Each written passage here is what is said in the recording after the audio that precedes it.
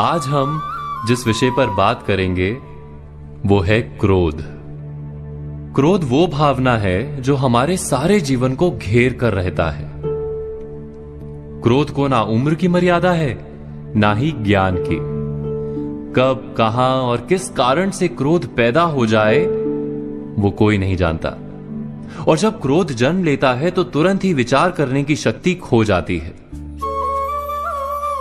बुद्धि पर अंधकार छा जाता है। वर्षों के संबंध पल भर में टूट जाते हैं। सारा जीवन बिखर जाता है। किसी भी कारागार में जाकर देखिए, अधिकतर अपराधी क्षण भर के क्रोध का दंड भोगते हुए दिखाई देंगे, पर फिर भी हम क्रोध पर अंकुश नहीं लगा पाते। बार बार हम क्रोध ना करने का प्रण तो लेते हैं, पर बार बार हमसे क्रोध हो जाता है। ये क्रोध वास्तव में क्या है, क्यों जन्मता है और क्यों अंकुश में नहीं रहता? उदाहरण के लिए आप एक बालक को देखिए। उसे किसी वस्तु की इच्छा होती है और उस समय अगर उसे वो नहीं मिलती या कोई उसे भयभीत करता है तो वो प्रतिक्रिया देता है। बालक की प्रतिक्रिया क्रोध है,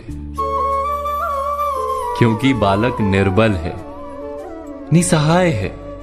बालक अपनों से बड़ों को अपने वजूद का एहसास, अपने अस्तित्व की प्रतीति करवाने का प्रयास करता है क्रोध के माध्यम से। बड़े होने पर भी हम क्या ऐसा ही नहीं करते? क्या क्रोध हमारे भीतर बैठे बालक का प्रतिभाव नहीं? अर्थात क्या क्रोध वास्तव में केवल बालक जैसे व्यवहार का नाम नहीं?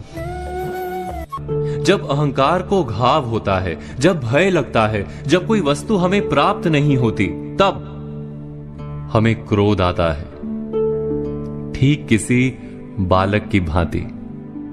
हम जानते हैं कि आईने के सामने खड़े होकर मुंह बनाने का खेल बालकों को शोभा देता है, बड़ों को शोभा नहीं देता। फिर भी हम बालक की भांति क्रोध करना बंद नहीं करते। हम अनुभव से जानते हैं, दूसरों को देखकर बता सकते हैं कि क्रोध से कभी कुछ प्राप्त नहीं होता। सम्मान हो, संपत्ति हो, प्रेम हो या सुरक्षा हो, क्रोध से नहीं मिलता। मिलता है तो प्रयासों से, कार्य करने से, बुद्धिपूर्वक विचार करने से। मनुष्य मात्र अपनी आदतों के अनुसार ही जीता रहता है। क्रोध भी आदत बन जाती है। हमारे चाहते हुए भी हम अपने प्रतिभावों को रोक नहीं पाते। हम स्वयं को बड़े या पुख्ता मानते हैं, पर थोड़ा सा कारण मिलते ही हमारे भीतर का बालक क्रोध कर बैठता है। अर्थात क्रोध वास्तव में और कुछ भी नहीं, हमारी बालक बुद्धि का नाम है। जैसे ही हम इतना स्मरण में रखें कि हम बालक नहीं, बालक जैसा व्यवहार हमें शोभा नहीं देता, वैसे ही क्रोध स्वयं ही बंद हो जाता है। क्या ये सत्य नहीं? इस पर विचार मनन अवश्य कीजिएगा।